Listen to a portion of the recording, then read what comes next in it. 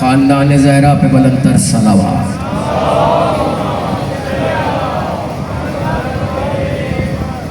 نعرہ تکبیر، نعرہ تکبیر، نعرہ رسالت، نعرہ رسالت، دونوں ہاتھ بلند کر کے نعرہ حیدری، حیدری، بلند تر صلوات پڑھے محمد۔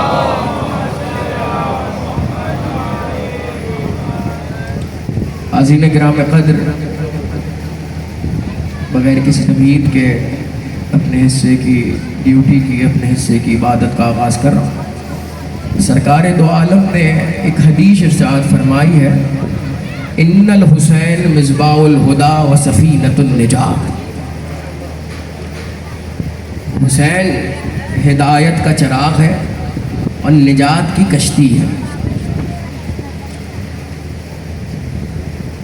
میرے شیعہ سنی بھائیوں، کیونکہ ذکر حسین ہے یعنی ذکر محمد ہے، اور الحمدللہ یہاں اس مجمع میں کوئی ایسا نہیں ہے جو یہ کہے کہ جب ذکر حسین ہے تو ذکر محمد کیوں ہے، کیونکہ سب کے ذہن میں محفوظ ہے حسین منی و انا من الحسین، میں حسین سے ہوں اور حسین مجھ سے ہے۔ تو یوم اربعین ہے، چہلم، تو میرا دل ہے کہ آج بڑے حسین کے ذکر سے آیا جائے حسین تک۔ جو بولا ہے اسے میرا سلام ہے، یعنی ذکر محمد سے ذکر حسین تک جایا جائے۔ قربان جائے کائنات کا ذرہ ذرہ اس ہستی کے اسم گرامی پر، اسم مبارک پر، جسے محمد مصطفیٰ صلی اللہ علیہ وآلہ وسلم کہتے ہیں۔ بلندر صلوات پڑھیں سرکار کے نام۔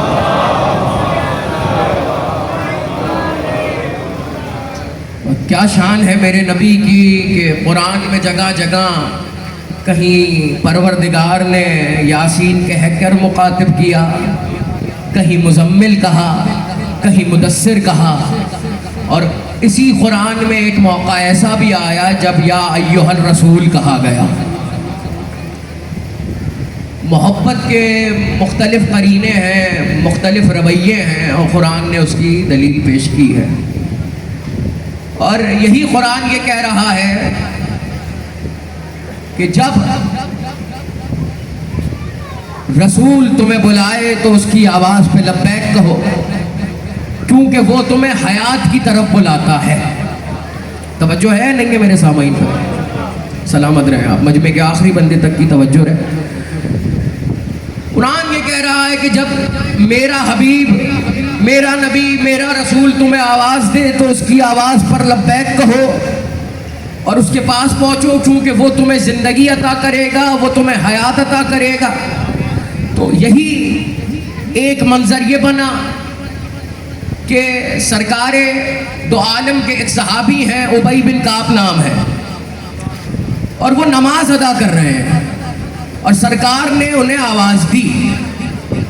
توجہ رکھیے، انہوں نے کوئی جواب نہیں دیا، نماز ادا کر رہے، دوسری مرتبہ آواز دی، جواب نہیں دیا، تیسری مرتبہ جب آواز دی تو جلدی جلدی نماز مکمل کر کے سرکار کی خدمت میں حاضر ہوئے۔ تو سرکار نے پوچھا ابی کہاں تھے؟ تو انہوں نے جواب دیا کنت مصلی یا رسول اللہ، میں نماز پڑھ رہا تھا۔ یہ توجہ ہے یا نہیں ہے؟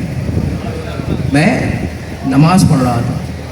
رحمت للعالمین کے چہرے پہ جلال آیا اور کہا ابی کیا تم نے قرآن کی یہ آیت نہیں پڑھی کہ جب اللہ کا رسول تمہیں آواز دے فوراً لبیک کہو؟ اچھا، ایک صاحب علم کا مجمع ہے، سرکار ابی بن کعب کا ایک لقب ہے سید القرا، یعنی خیرت کرنے والوں کے سردار، اور سرکار کیا پوچھنا ہے کیا یہ آیت نہیں پڑھی کہ جب اللہ کا رسول تمہیں آواز دے تو اس کی آواز پہ لبیک کہو، کیونکہ وہ تمہیں حیات دے گا، وہ تمہیں زندگی دے گا، وہ تمہیں زندگی کی طرف بلائے گا۔ تو سرکار بالکل پڑھ گیا، کہا پھر کیوں نہیں آئے؟ پھر پھر کیوں نہیں آئے؟ اب میں کیا کروں، میرے برادران اہل سنت کی ایک محبوب ترین شخصیت ہیں امام احمد رضا خان بریلوی. وہ یہ کہتے ہیں، ان کے دیوان میں یہ مصرے موجود ہیں، اس وقت ترجمہ سن لیجئے کیونکہ دامن وقت میں وقت کی گنجائش بہت کم ہے اور مجھے نوکری مکمل کرنی ہے اور آپ کی خدمت میں سجدہ ذکر مکمل پیش کرنا ہے. وہ یہ کہتے ہیں کہ میرے عقیدے کے مطابق، توجہ ہے یا نہیں ہے، میرے عقیدے کے مطابق جب نبی آواز دے تو فوراً لبیک کہہ کر نبی کے پاس پہنچ کر ان کا کام سر انجام دو. میرے عقیدے کے مطابق یہ عرصہ بھی جو تم نبی کے پاس جا کر آؤ گے نماز میں ہی شمار ہوگا، نماز میں ہی شمار ہوگا. تو یہ میرے محمد کا اسٹیٹس ہے کہ اگر کوئی نماز پڑھ رہا ہو اور میرا نبی اسے آواز دے اور وہ نماز توڑ کر آئے تو اس کی نماز ٹوٹے گی نہیں. اور یہی نبی اللہ کے سجدے میں ہو، حالت نماز میں ہو اور اس کی پشت پر حسین آ جائے،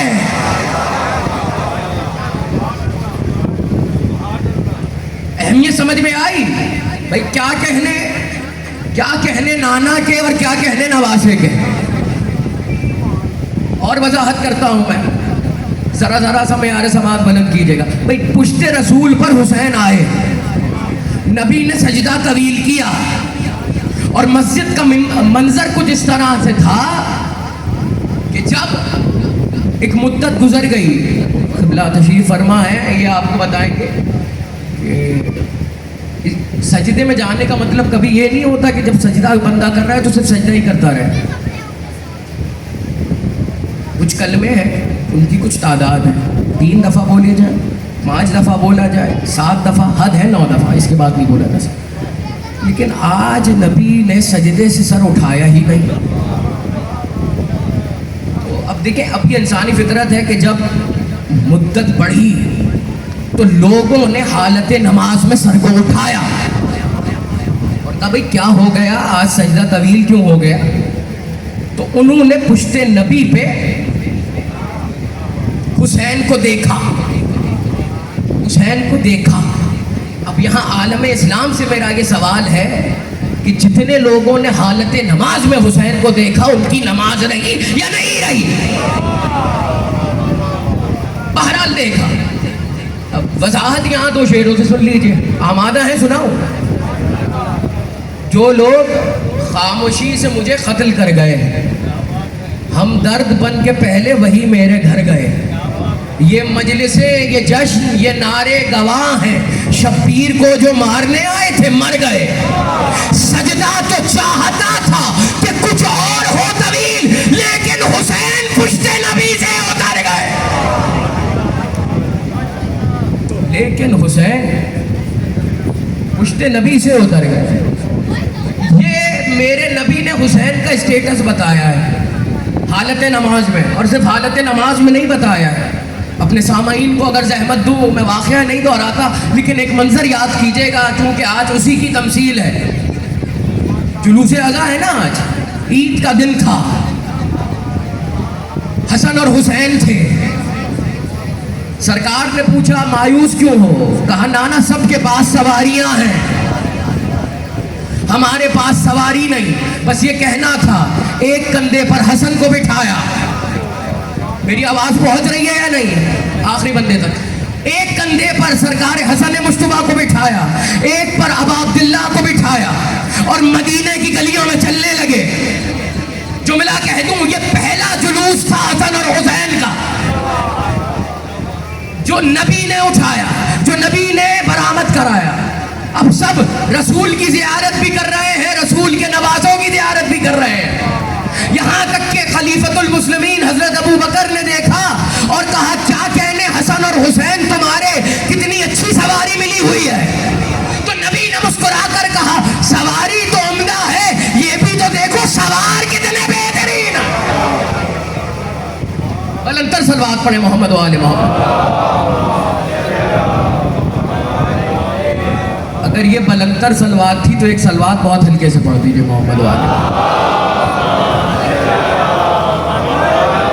سلامت رہے آپ. آباد رہے، مولا آپ کو آباد رکھے۔ تو یہ میرے نبی کا اسٹیٹس قرآن نے بتایا، اور میرے نبی نے اپنے حسین کا اسٹیٹس دنیا کو بتایا،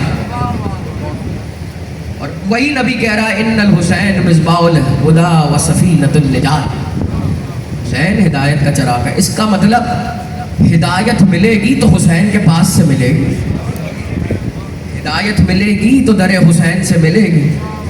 اور اگر صرف یہ کہہ دیتے تو شاید بات آسان ہو جاتی، لیکن صرف یہ نہیں کہا ان الحسین مصباح الہدی و سفینۃ النجات، حسین نجات کی کشتی ہیں۔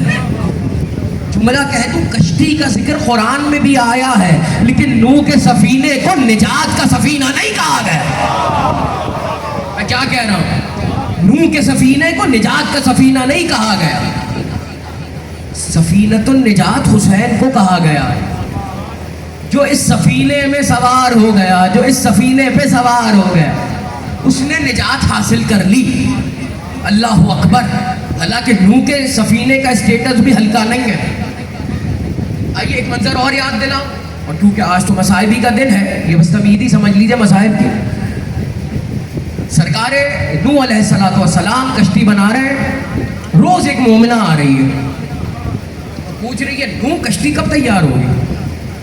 ایک دن نوح نے کہا جس دن کشتی تیار ہو جائے گی میں خود تجھے بلانے آ جاؤں۔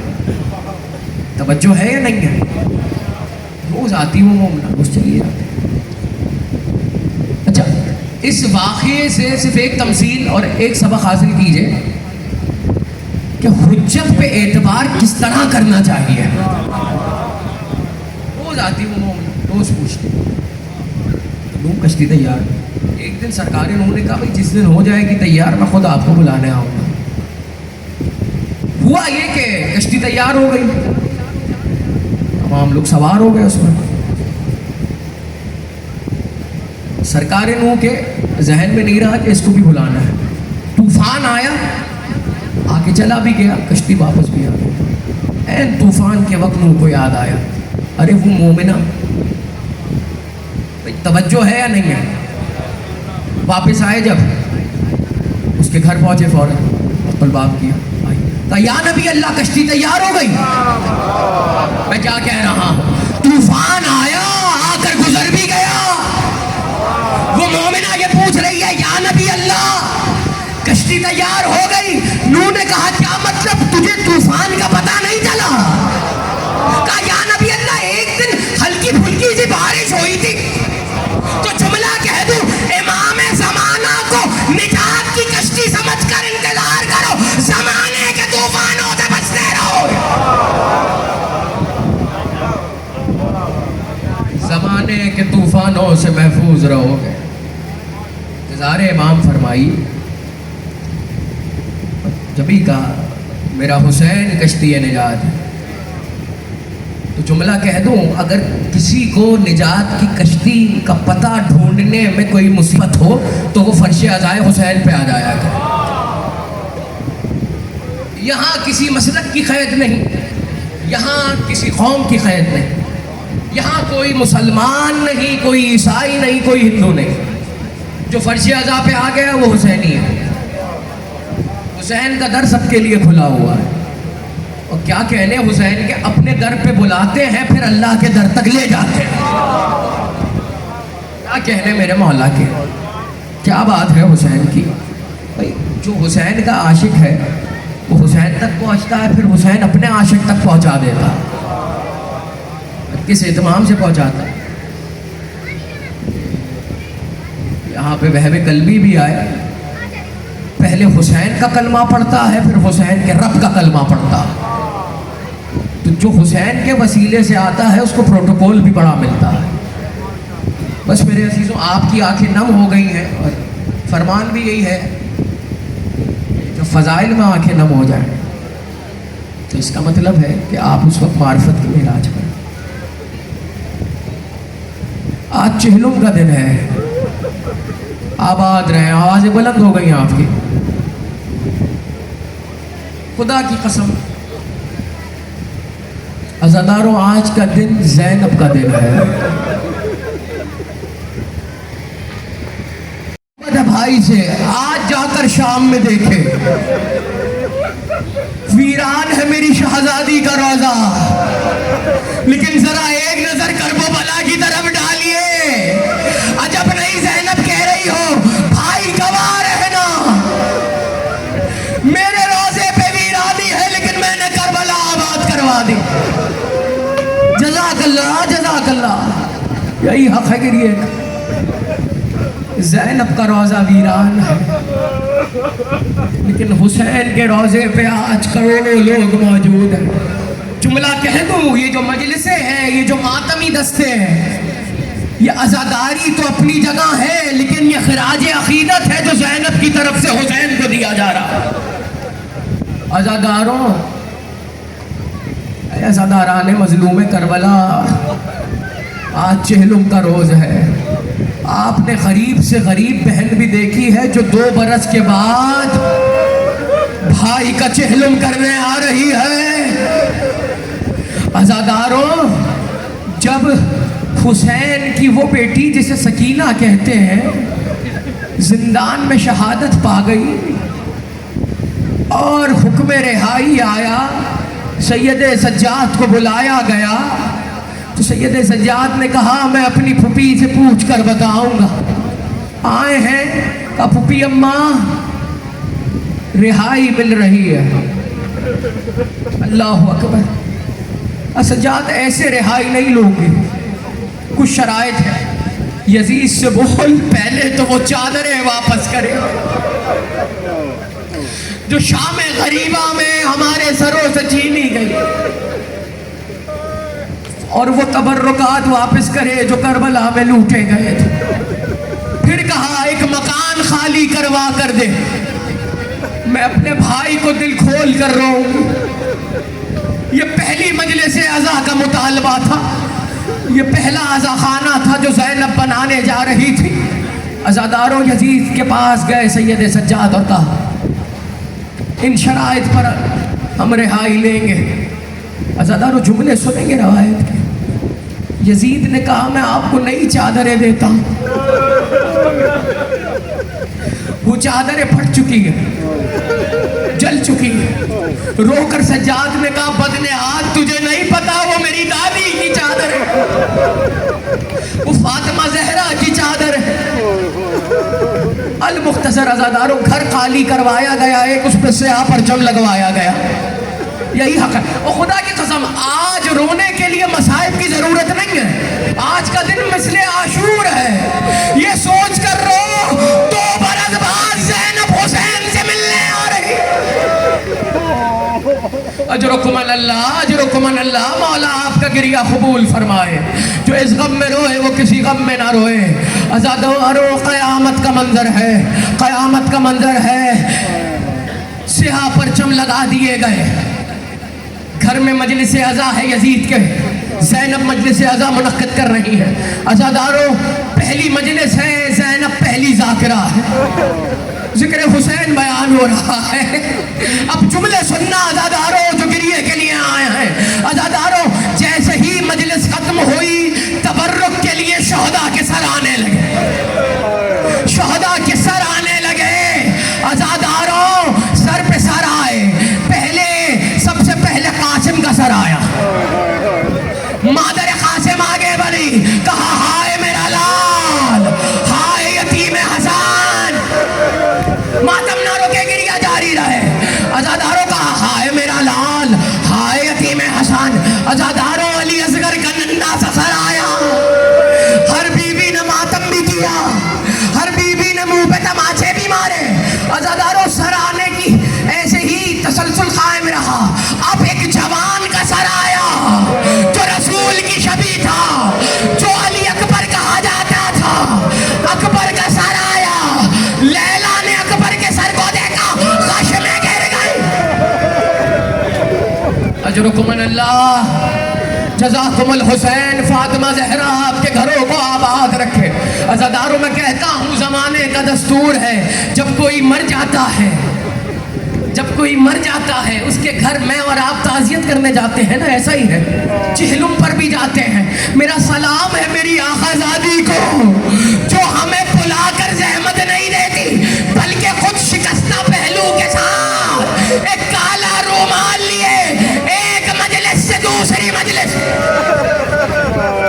اجرکم من اللہ، مولا آپ کا گریہ قبول فرمائے. کیا کہنے، کیا نورانی مجلس ہو رہی ہے. مجھے نہیں معلوم خون رونے والا میرا مولا کس کے پہلو میں بیٹھا ہوا، لیکن یہ عقیدہ ہے کہ بیٹھا ہوا ہے. مولا اپنے بابا کا پرسہ قبول کیجیے. عزادارو اجرکم من اللہ. علی اکبر کا سر آیا، ام لیلہ کو غش سے جگایا گیا، گوت میں اکبر کا سر لیا. عزادارو جملہ سنیں گے، دو سر ایسے آئے جن کو کسی نے وصول نہیں کی، جن کو کسی نے وصول نہیں کیا. دروغہ زندان نے کہا شاید یہ لاوارث ہے. زینب کے کان میں یہ جملے پڑے، علی کی بیٹی کو جلا لے، خبردار لاوارث نہیں ہے، بھائی پہ صدقہ. اس لیے نہیں روتے. عزادارو اب ایک سر ایسا آیا کہ ہر بی بی نے ماتم کیا. یہ کسی اور کا سر نہیں، یہ عباس کا سر تھا.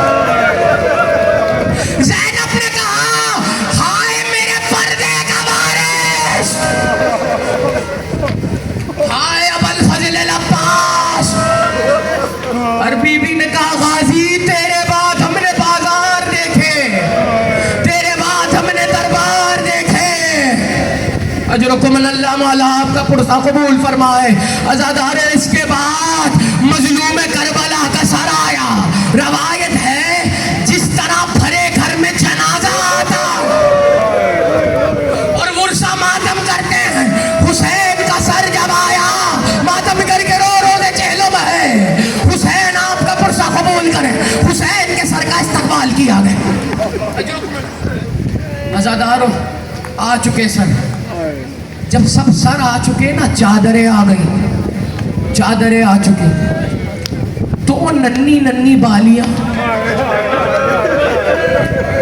دو ننھی ننھی بالیاں جب آئیں نا، زینب نے اپنے ہاتھوں پہ لی اور گریہ شروع کر دیا. جملہ سنیں گے آپ. کسی بی بی نے آگے بڑھ کر پوچھا سکینہ یاد آ رہی ہے؟ سکینہ تو یاد آ رہی ہے. یہ گوشوارے دیکھ کر اس لیے رو رہی ہوں، کتنی مظلوم تھی میری بھتیجی. گوشواروں پر بھی خون کے نشانہ. اجرکم من اللہ. عزادارو ہماریاں تیار ہوئی. ایک وداع میں آپ کو یاد دلاؤں، جب 28 رجب کو قافلہ چلا تھا، ابوالفضل العباس نے ہر بی بی کو سوار کر، اور پروٹوکول یہ تھا کہ منادی ہو گئی تھی عباس کی شہزادیاں گزرنے والی، راستے کو سنسان کر دیا جائے. لیکن آج یہ حال ہے، عباس کا بھتیجا، میرا اور آپ کا امام زین العابدین ہر بی بی کو سوار کروا رہا ہے. اور کیفیت یہ ہے، پشت پر ایک نقش جتنی، ایک انگوٹھی جتنی بھی جگہ خالی نہیں جہاں شام کا سفر نیزے سے تحریر نہ ہوا. اجرکم من اللہ. مولا آپ کا گریہ قبول فرمائے. جو اس غم میں روئے وہ کسی غم میں نہ روئے. عزادارو قیامت کا منظر ہے. ہر بی بی سوار ہو رہی ہے. کچھ کو عباس یاد آ رہے ہیں، کچھ کو اون و محمد یاد آ رہے ہیں. اتنی دیر میں زینب نے دیکھا ہر بی بی ہماری پہ سوار ہو گئی، لیکن مادر اصغر کہیں نظر نہیں آتی. ماتم نہ روکے. مادر اصغر کہیں نظر نہیں آتی. اب جو زینب نے پوچھا تو کسی بی بی نے کہا میں نے رباب کو قید خانے کی طرف جاتے ہوئے دیکھا ہے. زینب قید خانے میں آئی تو کیا دیکھتی ہے؟ وہی بالیاں جو بھی واپس ملی تھی خبر سکینہ پہ رکھتی ہیں اور کہتی ہے سکینہ ہم وطن جا. خبر سکینہ سے آواز آئی، اماں مدینے جا کے سغرا سے کہنا بہت اچھا ہوا وہ ساتھ نہیں آئی. ارے تماچے تو نہ پڑے، سر سے چادر تو نہ چھلے. اجرکم من اللہ، اجرکم من اللہ. سلامت رہے، آباد رہے، شاد رہے. دو جملے اور سنیے گا عزادارو. رباب کو لا کے ہماری میں بٹھایا گیا. عزادارو مجھے نہیں معلوم کس طرح بی بی رباب بیٹھی، کیونکہ ان کی زندگی کا کل اثاثہ دو ہستیاں تھیں. ایک علی اصغر، ایک سکینہ، ایک کو سپرد کربلا کر دیا، ایک کو شام کے زندان میں چھوڑ دیا. جملہ کہہ دوں، آج کے دن سب کو رہائی ملی لیکن اسی بی بی کو نہ ملی جو روز پوچھتی تھی بھیا سجاد ہم وطن واپس کب جائیں گے، ہم وطن واپس کب جائیں گے. اجرکم من اللہ. چھوڑ دی روایت. عزاداروں، چلا قافلہ کربلا سے قریب آیا. یہاں کربلا میں پہلے زائر اور راوی حدیث کے ساتھ سرکار جابر ابن عبداللہ انصاری زواری امام حسین کے لیے آئے اور ان کی کیفیت یہ ہے نابینا ہو چکے ہیں، نابینا ہو چکے ہیں، آنکھوں سے کچھ نہیں نظر آتا. غلام کے ساتھ آئے، غلام کے ساتھ آئے. جیسے ہی کربلا کی زمین شروع ہوئی نا، غلام سے پوچھا کیا حدود کربلا شروع ہو گئی؟ کہا ہاں. صحرا کی دھوپ تھی، اپنے پہروں سے نالین اتار کر پھینک. غلام نے ہاتھ جوڑ لیے، سرکار یہ کیا کر رہے ہیں؟ کب مجھے نہیں پتا. فاطمہ زہرا کا شیر، حسین کا خون اس خاک پہ کہاں کہاں بکھرا ہے. یہ مقام ادب ہے. کہا سب سے پہلے مجھے فرات پر لے چلے. وضو کیا، غسل کیا، وضو. پہلی قبر ہے ابوالفضل، فرات سے قریب تھی. عزاداروں، قبر عباس پہ جابر آئے اور منہ کے بل جابر نے اپنے آپ کو قبر پہ گرا دیا. بس ابھی گریا شروع ہی کیا تھا، قبر عباس سے آواز آئی، جابر میری قبر سے ہٹ جاؤ، میری آزادی آ رہی ہے. عزاداروں، منظر معلوم ہے کیا ہے؟ وہاں سے کچھ اونٹ آئے. جابر کو غصہ آیا، بلند آواز سے کہا یہ کون بے ادب ہے جو اس مقام پہ سواری کے ساتھ آ رہا ہے؟ یہ عباس کی جاگیر ہے. عباس کا نام علی کی بیٹی نے سنا، محمل کا پردہ اٹھایا، کہا بیٹا سجاد ذرا نانا کے صحابی سے کہو ایک مرتبہ اور بتائے یہ کس کی جاگیر ہے. جابر نے کہا اونٹوں سے نیچے اتر آؤ، یہ عباس کی جاگیر ہے. عزاداروں، جملہ یہ ہے جس طرح ابوالفضل العباس زین سے زمین پہ آئے تھے، زینب نے اس طرح منہ کے بال اپنے آپ کو سرزمین کربلا پہ گرایا. قبر عباس پر پہنچی، گریے کی صدا بلند ہوئی. کہا عباس تیری آقا زادی کو پیدل چلنا آ گیا. اجرکم من اللہ. آخری دو جملے عزاداروں. عباس کی قبر پہ زینب آئی، مسائل بیان کیے. آخری جملہ یہ کہا عباس تیری امانت واپس نہ آ سکی، وہ جو تجھے دن رات یاد کرتی تھی، تیری بھتیجی سکینہ، اس کو زندان کے حوالے کر کے آ رہی ہوں. عزاداروں، جملہ سنو کہ بس ممبر میں نے چھوڑ دیا، ہو گیا گریا.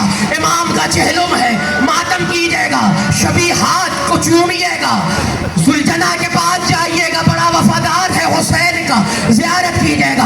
عزاداروں، غریب کربلا کے تابوت کو جنازہ سمجھ کر کاندھا دیجئے گا اور یہ دعا کیجئے گا مولا گواہ رہیے گا اگر ہم کربلا میں ہوتے تو آپ کا جنازہ اسی طرح اٹھاتے. عزاداروں، ہر بی بی اپنے وارث کی قبر پر، ہر بی بی اپنے وارث کی قبر پر، لیکن ایک تھی اصغر کی ماں ام رباب، جہاں مٹی کا ڈھیر دیکھتی اپنے آپ کو گرا کر کہتی علی اصغر جا تو یا.